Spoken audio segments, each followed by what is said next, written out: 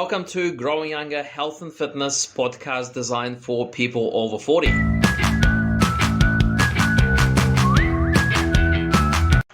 Hello guys, and Gavin and Alex here again on our podcast, and the topic of today's video is break time. Okay, so taking breaks between sets when you're actually doing a workout in the gym, but also we're going to cover taking days off, like you know whether you should be having a day off from training in the gym, and if yes, how many, and what is the actual reasoning behind it. So we're going to give you a little bit of science. We're going to make it pretty simple, but we're going to give you a bit of science, a bit of justification for what we're saying, for why you need to have breaks when you're exercising. Very cool. Okay, cool. So we talk. There's lots of science out there. There's also, like in the fitness industry, a lot of conflicting views around these topics as well. I think, which is important to understand. So, like what we share today really is about what we find is best practice within our gym and our community and how we do things ourselves. So there's a little bit about that. But ultimately, a lot of this stuff is around about how you recover as well as how your body feels and everything else, isn't it? Mm-hmm. So I guess we're going to talk about like how many times a week to do resistance training is probably a good place to start. So if you currently do nothing right now and you do one session per week, you're going to get some results, right? So you could rest for 6 days in between. But general rule of thumb, if you're strength training 2 to 3 times a week, that's about plenty. Okay. Mm-hmm. So days in between, you should have a day off in between resistance training for your body to recover. Because what like the muscle building process is that when you go in the gym, you're breaking down your muscle tissue. And then the days off are recovering so you can rebuild that muscle tissue, because you break it down, it grows back bigger with scar tissue, therefore becomes stronger for you to handle the loads on the next one. Yep. All right. So I guess if you're going to talk about like breaks and rests and all that other stuff. So in terms of a rest period between sets. So a set is like, if I do 10 squats, that's a set of squats. Mm-hmm. That is 10 reps of squats. So reps and sets are quite different as well. People get confused with that stuff. So when you also talk about rest periods, it's about how hard you lift in that set as well. So if I do, there's something called a RP, or rate of perceived exertion. So the way I kind of do it is like out of 10. So if you did a set that was 10 out of 10 hard, like that's really, really hard, you're going to need a bit more rest in between before you do that again. Because if you did like 10 out of 10 hard set, super hard, then you rested 30 seconds, the chances of you being able to do 10 again on the next set's not going to happen. You'd probably do 2 or 3. So with an RPE of about 6 or 7, which is what like the over 40 should be doing, it should be working about 6 or 7 out of 10. That's it. For all various reasons about injuries and new to the gym and all that good stuff. So if you're in that rep range, about 60 seconds is about right. Okay. About 60 seconds. I think there's a bit of physiology behind it as well. So it takes about 60 seconds for the glycogen levels to go back to the previous level. So when you do your set, when you lift weights, whatever it is, squats, bench pressing, whatever it is, so you're actually using up the energy stored within your muscles, which is glycogen. Like glycogen is a form of sugar, okay? So this is the quick form of energy, okay? It's not like going for a run. It's the energy that you can get really quick, okay? So the body will burn that glycogen store in that's actually inside the muscle to produce energy so you can lift the weight. Now, once you've done your set, okay, and you used up that energy, it will actually take about 60 seconds for the glycogen, for the fuel levels to get replenished back to the roughly the same level where you started, so you can do another set, okay?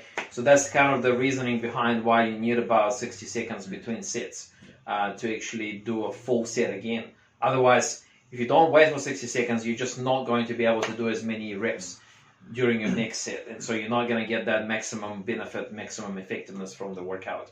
That's right. And then because like when you're looking at like the glycogen levels and all that other good stuff, what it really means is that you try and weight training is anaerobic, means without oxygen, right? So you've got to use the energy stored in the muscles to be able to move the muscle.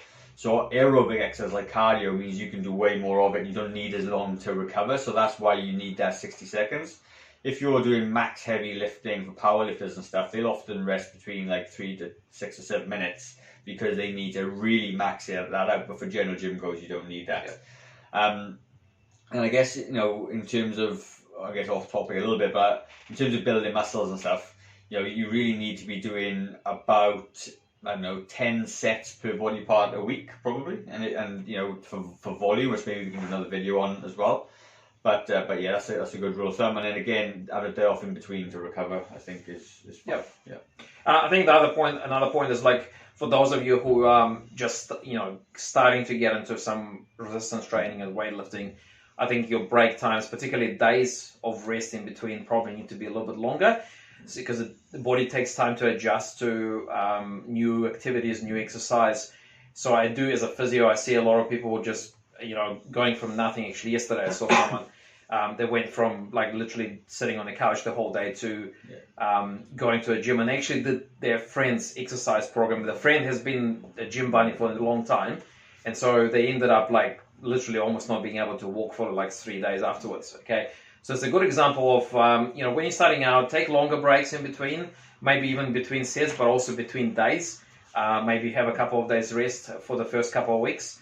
Make sure your body has enough time to readjust, recover. When you're strength training, as Gavin said, you're actually doing damage to the muscle, but it's good damage.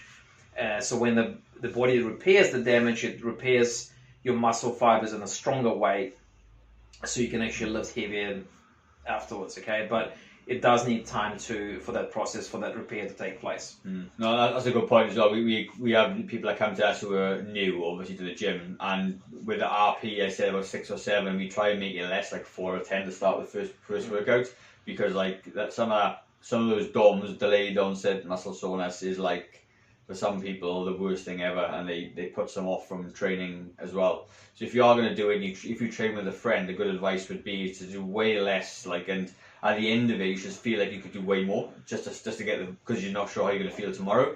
And what you generally feel is, once you get over that initial soreness, you probably never feel as sore as you did that first time as well. So even if you do get sore, don't be discouraged, I think is the key. Is just go back, take some rest, lots of water, all that extra protein.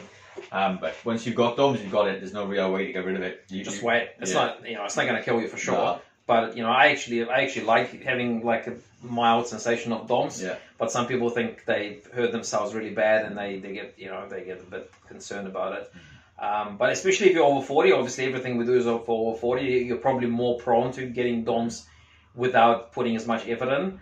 So just be careful first couple of sessions. Just take it easy, and then just find where your comfortable level is, and then you can start increasing from there. Yeah, sure. Cool. All right. Very good. Hopefully it helps. Take care.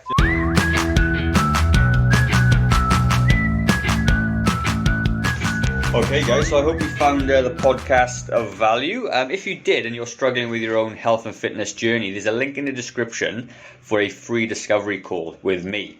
And that free discovery call, we're going to cover off a little bit about you, your history, your goals, what you want to achieve, and maybe we can help you or not with your own health and fitness goal. So if that does sound like something that you'd like to do, then click on the link in the description, and I look forward to chatting to you in the very near future. Have a good day guys. Bye-bye.